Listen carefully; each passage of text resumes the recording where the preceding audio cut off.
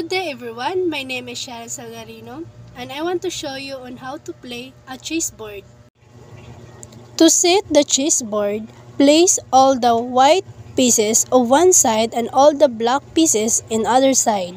Your pieces should be arranged into two rows.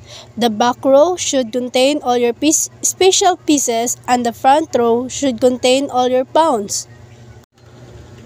Pawns are short pieces and it can only move forward one square at a time. However, when you sculpture pieces of pawns, the pawn move diagonally to organize the back row.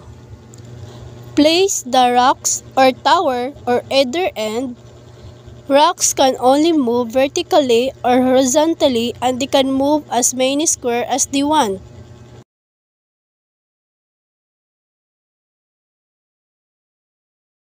Then, place two knights, which usually looks like horses, beside the two rocks.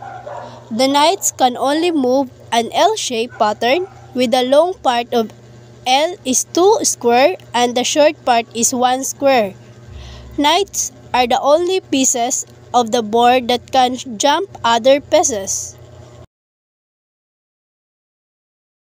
Then, place the two bishops beside the knights. Bishop can only move diagonally but they can move as many squares as they want. Finally, place the king and queen. If you're looking at the board, the queen should place on the left and the king should place on the right.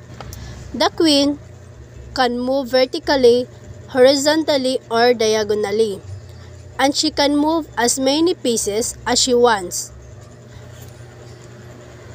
The king can move any direction as well, but he can move only one square at a time.